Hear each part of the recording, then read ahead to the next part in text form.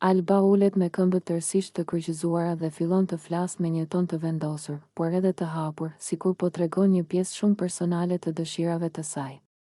Banorët e tjerë e dëgjojnë me kujdes, duke kuptuar se ajo po tregon diçka që nuk ka shpërndar më parë. Dua të jem e sinqert me ju, thot Alba, duke tundur kokën dhe duke marrë një frym të thellë.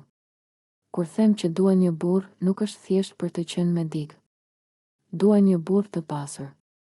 Jo që të jem e varur nga ai, por sepse dua që të mos shqetësohem për asgjë materialisht.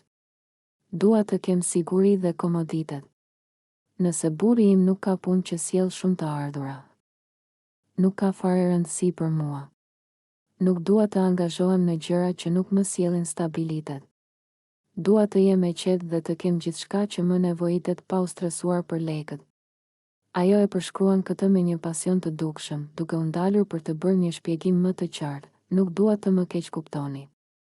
Nuk është se kërkoj luks pafund, por dua një jetë të mirë, të planifikuar, ku mund të jem e lumtur dhe të mos shqetësohem për gjërat bazë.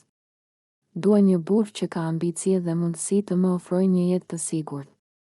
Nuk më intereson të luftoj për gjithçka vetë apo të bëhem e lodhur duke u përpjekur vetëm. Banorët rreth saj mbeten të heshtur për një moment.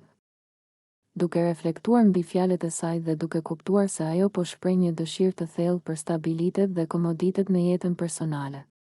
Alba tund kokën dhe buzëqesh pak, sikur të thoshte, ky është standardi im dhe nuk më turpëron ta them. Dua një marrëdhënie ku të dy ndjejmë komoditetin, respektin dhe sigurinë, dhe kjo fillon nga siguria materiale, po patjetër edhe nga ndjenja dhe respekti reciprok. Ajo përfundon rrëfimin e saj me një shikim të vendosur drejt banorëve të tjerë, duke lënë të kuptohet qartë se nuk është e gatshme të komprometojë për gjëra që nuk i përputhen standardeve të saj. Atmosfera mbetet e qetë dhe reflektuese, ndërsa të gjithë kuptojnë se Alba ka një vizion të qartë.